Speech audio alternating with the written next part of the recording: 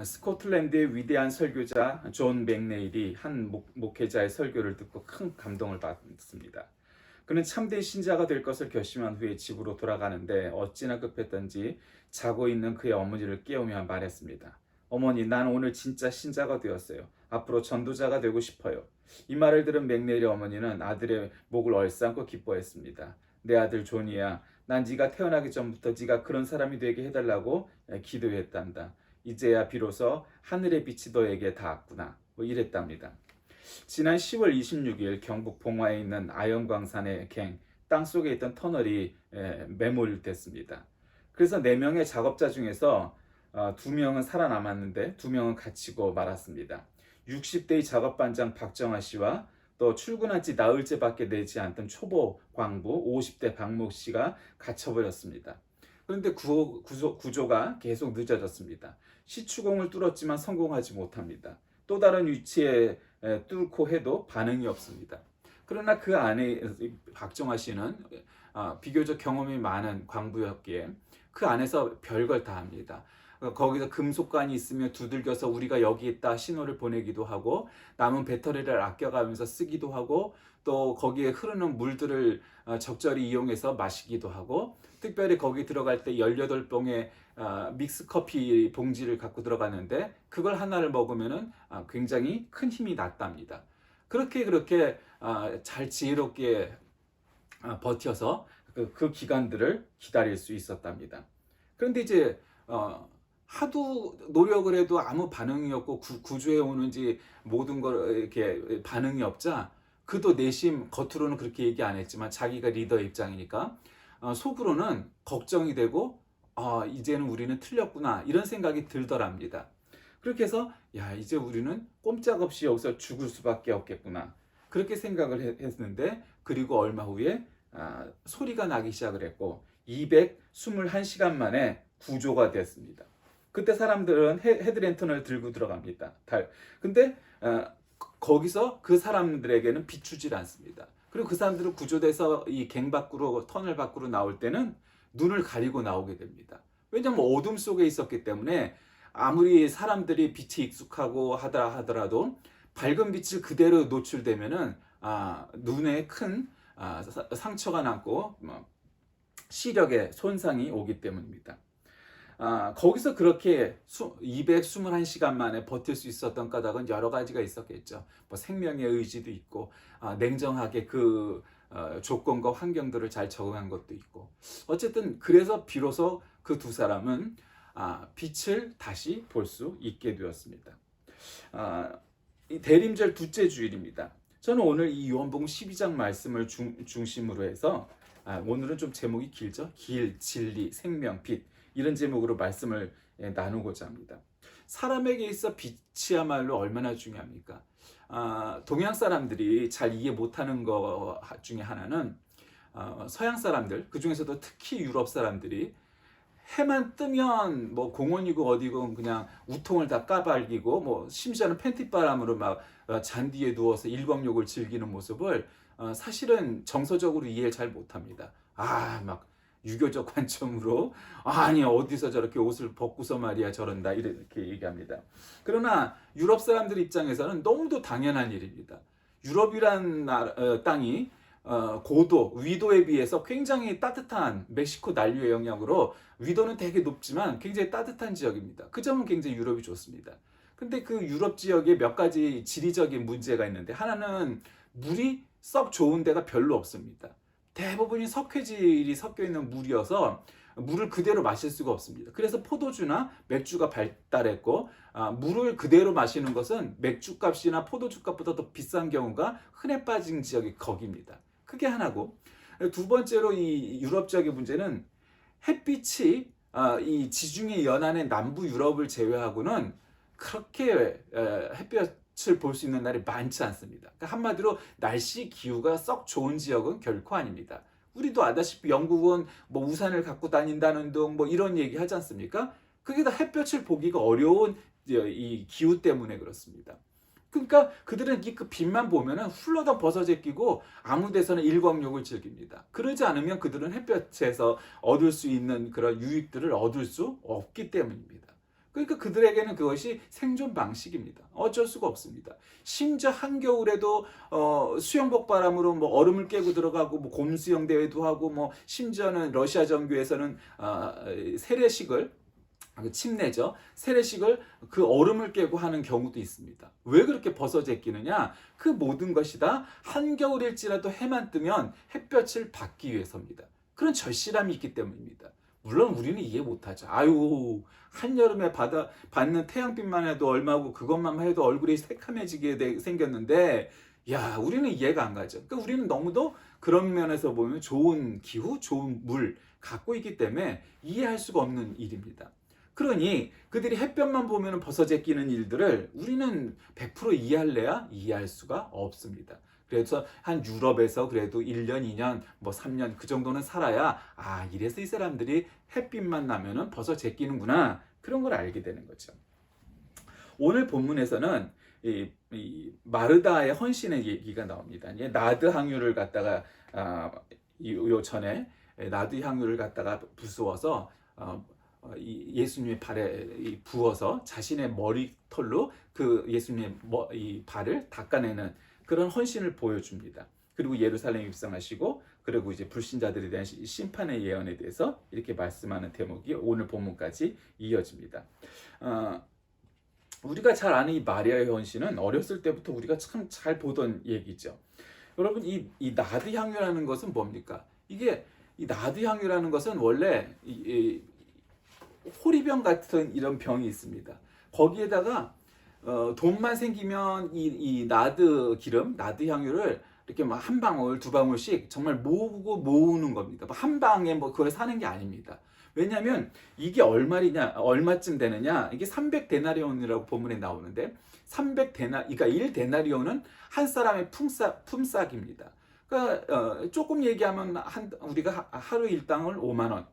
크게 잡으면 한 10만 원 정도. 물론 이제 요즘은 건축 현장에서 더 크게도 주지만 그 이제 기술자니까 아주 그냥 아무런 기술이 없는 사람이 받아도 5만 원. 그냥 계산하기 좋게 생각한다면 10만 원입니다.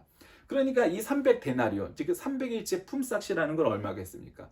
적어도 3천만 원에서 뭐 그 이상에 해당되는 겁니다. 이 나드 향유를 왜 이렇게 모으느냐? 뭐 취미 생활이냐? 그게 아니고 이걸 모았다가 시집 갈 때 이 나드 향유를 팔아서 이 결혼식 비용을 대는 겁니다.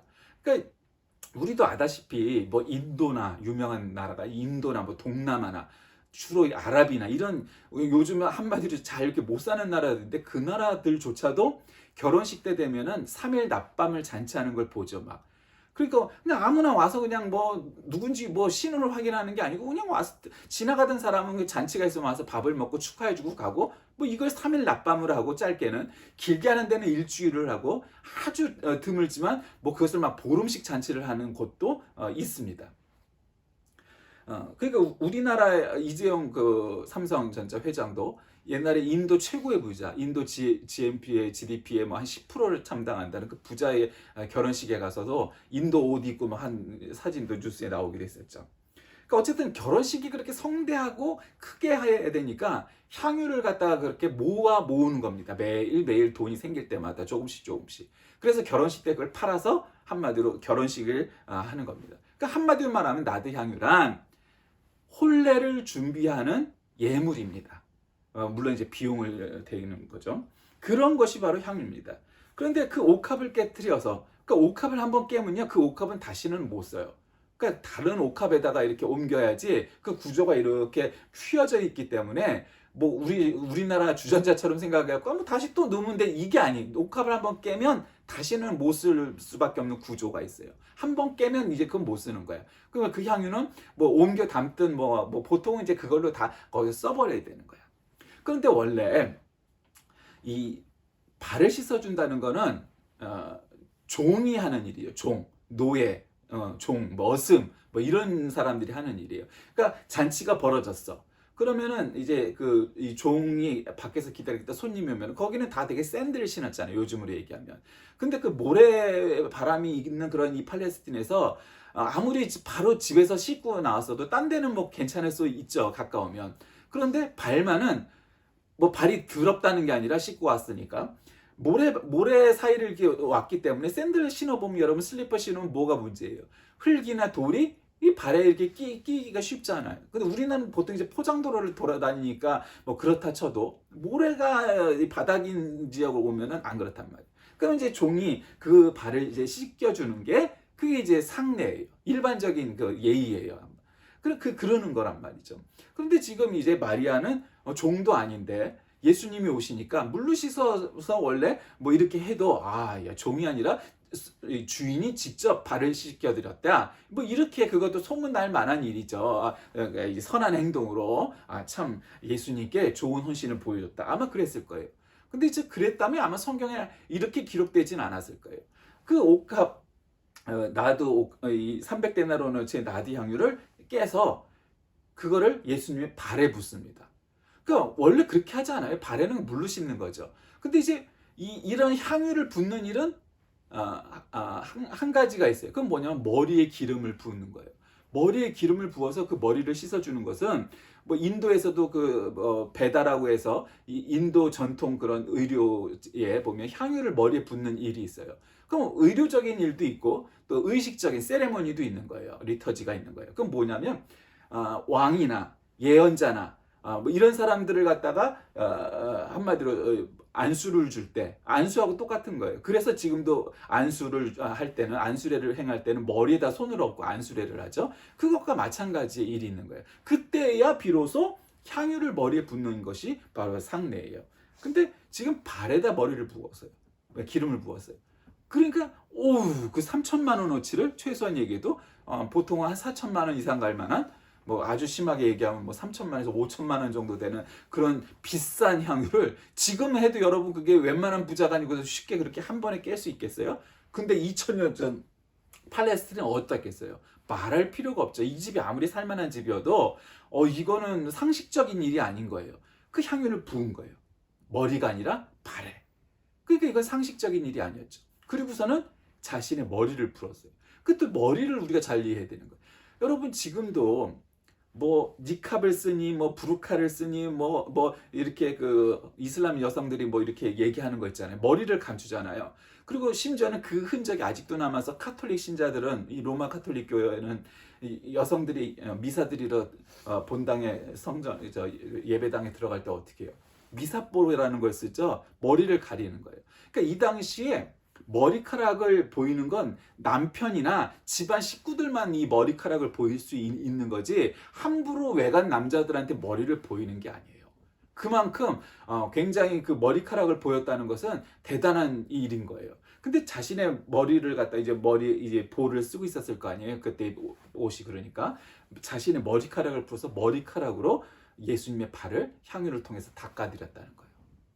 그 이제 뭐 결론적으로는 결국 그 마리아의 머리엔 이 비싼 향유를 머리에 기름 부음 받은 효과를 얻게 되죠. 그래서 대개 설교할 때 목회자들이 그런 설교 많이 하잖아요. 이런 낮고 낮은 헌신을 통하여서 머리에 기름을 부음을 받은 마리아라는 거죠. 이때 여성들은 머리에 기름 부음을 받을 일이 없었어요. 무슨 제사장도 아니고 예언자도 아니고 왕도 아닌데 무슨 머리에 기름 부음을 받을 일이 있었겠어요, 여자가. 그게 있을 수가 없는 일인데 예수님을 섬기다 보니 머리에 기름 부음을 받은 효과가 생겼다. 일이 생겼다. 뭐 이런 얘기를 하죠. 그건 뭐 사실이에요. 팩트니까. 그건 뭐 말할 나위가 없죠.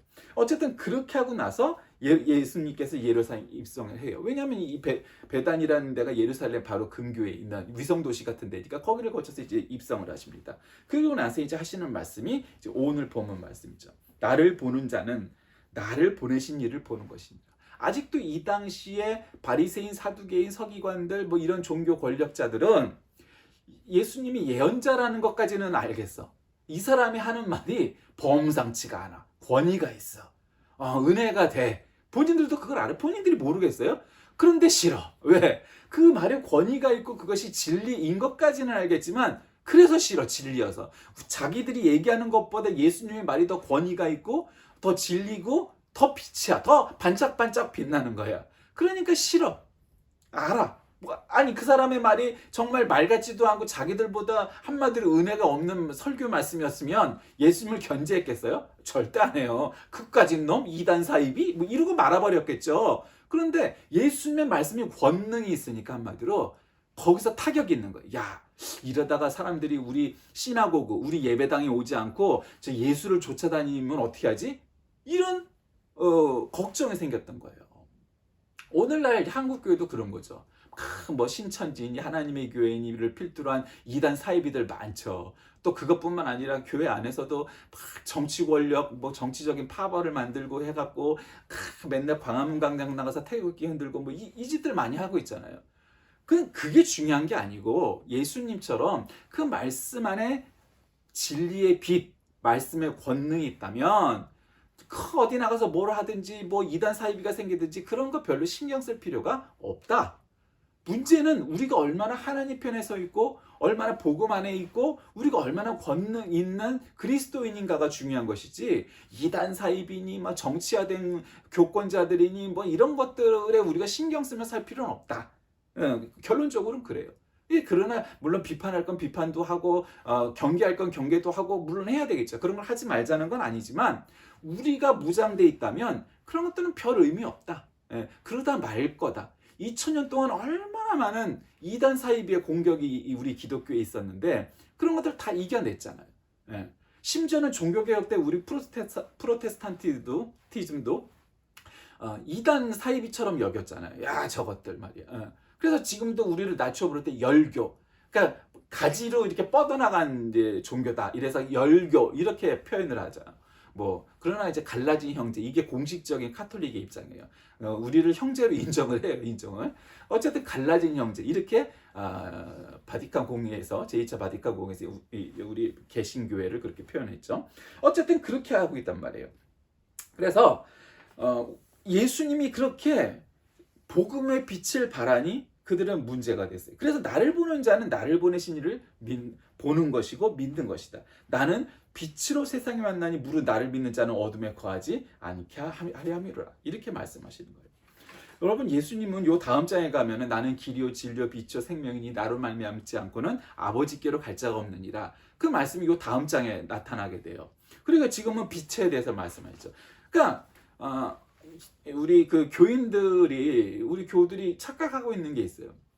그건 뭐냐면 원래 예수님은 이 당시에 야 우리 교단을 하나 창립할까 내가 총회장이 되고 이런 생각을 가지신 분이 아니에요. 너희들은 너무 종교화돼 있어. 물론 시나고그에 가고 제사를 드리는 것도 중요하고 좋은 일이지. 그런데 니들이 아무리 비싼 뭐 황소를 가져가건 양을 가져가건 비둘기를 가져가건 비싼 그러니까 헌금을 아무리 많이 해도 그딴 거 다 소용없어. 너희들 마음의 진심에 하나님의 마음을 품고 복음의 빛을 받고 해서 진정한 참된 신자가 됐느냐가 중요한 거야. 그러니까 한마디로 예수님은 어떤 면에서 보면 아주 극단적으로 표현하면 교회에서 예배당에서 이 사람들을 끌어낸 분이에요. 그러니까 나는 뭐 새로운 종교요, 나는 총회장요 이렇게 말씀하지 않았잖아요. 뭐라고 표현? 나는 길이요, 진리요, 생명이니 이렇게 표현했어요. 오늘 보면은 나는 세상의 빛으로 왔다 이렇게 말씀하세요. 그러니까 우리가 종교화된 생활에서 벗어나서 종교화의 그런 문제들을 갖다 깨부수고 진리에 귀의하는 거예요. 그러니까 한마디로 예수님은 종교를 깨뜨리러 온 분이지 종교를 만들러 오신 분이 아니에요. 근데 우리는 예수님의 가르침을 따르다 보니 결국 이렇게 돼요. 그러니까 그 무교회주의자들 있잖아요. 함석헌이나 무슨 다석 선생, 유영모 선생 이런 분들이 무교회주의를 얘기하잖아요. 그러니까 무교회주의가 그 사상적으로 보면 무교회주의의 가르침이나 주장이 나쁘지 않아요. 그 주장 자체가 나쁘지 않아요. 근데 이제 문제는 뭐냐면 지금도 무교회주의 치면은 무교회주의 협회 뭐 이런 게 하나 있어요. 교단처럼은 안 했지만 협회 이런 식으로 돼 있어요. 내가 정확한 이름은 오래돼서 잊어버렸지만. 그러니까 무교회주의자들이 교회를 이루고 있어요. 교회라는 건 예배당이 아니죠. 조직이란 말이에요. 사람들. 아이러니잖아요. 코미디잖아요. 무교회주의가 왜 협회를 만들어? 교회가 없어야 되는데. 그리고 정기적으로 또 뭐예요? 그 사람들이. 그러니까 이게 딜레마인 거예요. 우리는 그리고 예수님은 종교를 깨뜨리러 오셨지만 그럼 예배당이 없어야 되느냐? 그러니까 없어도 되는 것도 인정해야 되지만 필요 불가결한 요소예요. 뭐 그것을 우리가 뭐 필요악이다 이렇게 표현할 수는 없지만 최소한의 안전장치 혹은 최소한의 조직이 필요한 거예요. 제가 그래서 늘 이 고교회파보다는 저교회파를 좋아하는 이유는 그거예요. 예수님의 가르침에 그 방향성에 가깝다는 거예요. 막 의식을 많이 하고 앉았다 일어섰다 내 탓이로 소이다 뭐 하고 절하고 막 이런 의식을 중요하는 고교회파 스타일이 아니라 예수님의 가르침은 저교회파 스타일에 난 더 가깝다고 해석을 하는 거예요. 왜냐하면 예수님은 너희들이 유대교에서 그렇게 믿고 하는 것들을 해서 그런 예배당에서 벗어나게 하려 하셨으니까. 나는 길이요 진리요 생명이니 나로 말미암지 않고는 이렇게 말씀하시고, 나는 세상의 빛으로 왔다. 그러니 나를 믿는 자는 아버지를 본 것이고 나를 믿는 자는 세상의 빛을 본 자는 어둠에 거하지 않게 하려 함이로라. 이렇게 종교적인 발언을 하신 게 아니고 진리적인 발언을 하신단 말이에요. 근데 우리는 늘 이걸 종교적으로 받아들이는 거죠. 어쨌든 이것이 뭐 하루아침에 우리가 이해가 될 바는 아니지만, 그럼에도 불구하고 어쨌든 자꾸 예수님을 새로운 종교의 교주나 창시자처럼 생각하면 안 된다는 거예요. 예수님은 종교를 벗어나게 하려고 해방시키러 오신 분이지 새로운 종교, 그러니까 유대교에서 기독교로 만들려는 거 아니에요. 그러나 아까 무교회주의도 얘기했지만, 아무리 그 주장이 무교회주의여도 조직이, 최소한의 조직이 필요한 것처럼, 아무리 우리가 종교가 아니고 진리로 추구하는 무리를 할지라도 최소한의 조직은 필요한 거예요. 그러니까 우리는 교구를 만들고 이런 건 안 하지만, 뭐 교단마다 좀 다르고 뭐 서로 뭐 그냥 교파마다 여러 가지 교회의 모습들이 저마다 다르지만, 그러나 어쨌든 자신들이 추구하고 옳다하고 효율적이고 합리적이라고 생각하는 바대로 교단을 조직하고 교회를 조직하고 하는 그러한 조직들을 갖고 있는 거죠. 그 예수님이 명령하셔서 한 게 아니라 예수님의 명령을 따르려다 보니 그런 최소한의 조직은 또 필요한 거예요. 지금 최소한이냐? 그렇게 볼 수는 없지만 어쨌든 그렇게 해서 이제 발전하다 보니까 조직이 자꾸 확대가 되죠. 그러니까 정부도 너무 이렇게 커지면 좋은 건 아니에요. 되게 진보 정부가 들어서면은 조직이 커지고 보수 정부가 들어서면 조직이 적어지고 줄어들고 이래야 되는데, 우리나라 또 그렇지도 않아. 이제 그게 또 문제인 거죠. 어쨌든 그렇게 예수님이 세상의 빛으로 오셨다는 거죠. 그 예수 그리스도를 본다는 게 그럼 뭐냐? 나를 보는 자는 나를 보내신 이를 보는 것이니라. 나는 빛으로 세상에 왔나니. 그 예수 그리스도를 본다는 것은 육신을 보는 것이 아니고 영안, 즉 영적인 눈으로 보는 것이라는 거죠. 유대인들은 예수를 육신의 눈으로 보니까 믿을 수가 없는 거야. 그리고 본다 한들 그 깊이 보는 것이 아니고, 야, 저 사람의 설교가 영빨이 있는데, 저 사람의 말씀에 권능이 있는데, 저 사람은 하늘의 빛을 우리에게 보여주는데, 이렇게 생각을 하면서도 영안으로 보지 못하는 거죠. 그러니까 본다는 것은, 빛을 본다는 것을 말씀이신 주님이 진리의 빛으로 이 세상에 왔기에 예수님을 보는 것만으로도 우리는 진리를 보는 거다, 이 말이에요. 그러니까 예수님을 보는 건 하나님을 보는 거다, 이런 얘기는 거죠. 요한복음 1장 4절에 이 생명은 사람들의 빛이다. 요한복음 1장에 보면 굉장히 영지주의적 요소도 있지만 굉장히 우주론적인 아주 커다란 이 주제를 가지고 이 요한복음 1장 얘기하는데, 1장 4절에 이 생명은 사람들의 빛이다. 누가요? 예수님은 생명으로 오셨고 그분이 사람들의 빛인 거예요. 그 사람들이 아까 그 터널 속에서 일하다가 갇혔던 그 광부들처럼, 여러분 광부들이 그 갱 안에 갇혔을 때 세상에 보이는 게 있었겠어요? 하나도 없죠. 어둠이 없어요. 이 머리에 랜턴을 갖다가 쓰고 있는데 그 랜턴을 필요할 때만 껐다가 또 이것이 다 이 에너지가, 배터리가 다 나갈까봐 끄고 필요할 때만 잠깐 켰다는 얘기예요. 그 빛이 그렇게 중요한 거예요. 빛이 없으면 사람은 살려야 살 수가 없어요. 어떤 생명이 빛 없이도 살 수 있겠어요? 물론 간혹 가다가 동굴 속에서 자라는 동물이나 식물도 있죠. 저 심해에서 있는 그런 동물이나 식물도 있지요. 그러나 그건 굉장히 소수고, 그건 굉장히 그 환경에 적응이 된 거고, 대부분의 동식물들은 햇볕이 없이는 살아갈래야 살아갈 수가 없어요. 대부분은, 뭐 99%는 다 뭐 그렇다고 봐도 과언이 아니잖아요. 그러니까 태양빛이 없으면 살아갈 수 없는 동식물의 한계처럼, 인간의 존재란 말씀의 빛, 진리의 빛인 예수 그리스도와 그 복음의 권능이 없이는 제대로 살아갈 수 없다, 이렇게 말씀하시는 거죠. 그러니까 사람이 내 말을 듣고 지키지 아니할지라도 내가 저를 심판하지 아니하노라. 예수 그리스도를 믿는다는 것은 이 세상에 심판하시기 위해서 온 것이 아니라 사람들을 구원하시기 위해서 오신 것이라는 거예요. 그러니까 우리가 종말 얘기할 때, 어이구 종말이 언제 온디야, 종말이 오면 무서운 거 아니야? 이렇게 생각할 필요가 없다는 거예요. 그럼 믿지 않는 자들이 그렇게 두려워해야 되는 것이고, 믿는 자는 주 예수여 어서 오시옵소서, 그리고 마라나타 이러고 끝나는 게 성경 요한계시록 맨 마지막 장 맨 마지막 구절 아니에요? 왜? 예수님이 오시는 것은 세상을 심판하러 오시는다고 여기는 건 믿지 않는 자들의 그렇게 생각하는 거죠. 그건 당연한 거예요. 그건 옳은 얘기예요. 그런 예수를 믿는 자는 우리를 구원하러 오시는구나. 우리 기다리는 거예요. 그 정말 빨리 왔으면 좋겠네. 뭐 이렇게 생각을 하는 것이 과언이 아니란 말이죠. 그게 진짜 신자인 거예요. 내가 온 것은 세상을 심판하려 함이 아니요 세상을 구원하려 함이다. 그러니까 예수님이 사람들을 구원하시는데 모든 사람들을 구원하러 오신다. 이렇게 생각하는 것이 좀 더 복음적이고 성경적이라고 봐요. 물론 그렇다고 해서 100이면 100% 구원할 수 없어요. 그러니까 이중예정이라고 말하는 칼빈주의의 핵심에도 봐라. 예수님은 그렇게 오셨지만 결국 구원 못 받으려면 결국 못 받지 않느냐. 그러니까 이중예정이 돼 있는 거다. 이렇게 해석을 하는 거고. 뭐 그 해석도 나쁜 거는 아니에요. 그럴 수 있어요. 그러나 이론적으로 꼭 그렇게 표현할 필요는 없겠다. 같은 팩트를 놓고 예수님은 모든 사람을 만인을 구원하려 오셨다. 이렇게 만인 구원을 얘기하는 것이 똑같은 입장에서도 더 설득력 있고 사람들에게 은혜가 되지. 야, 너 백날 교회에서 뭐 목사하고 장로해봐야 넌 구원 못 받아. 너는 이미 구원 못 받을 거로 예정돼 있어. 이렇게 표현하는 것이 옳겠느냐? 그렇지 않다고 봐요. 그냥 모든 사람들을 만인을 구원하려 오신 것이다. 다만 믿지 않는 자는 그 구원을 받을 수 없다. 이렇게 얘기하는 것이 은혜가 되지 않을까요? 뭐 어차피 똑같은 거지만 물론 칼빈주의자들은 다른 얘기를 하겠지만 뭐 저는 칼빈주의자의 편에 서는 주장도 있고 아닌 편도 있어요. 그러니까 뭐 칼빈주의가 100% 잘못됐다는 게 아니라 그 부분은 좀 더 칼빈주의 해석이 좀 덜 은혜가 된다 이런 얘기죠. 그래서 어쨌든 호산나 호산나 외치는 소리를 들으며 예루살렘 입성을 합니다.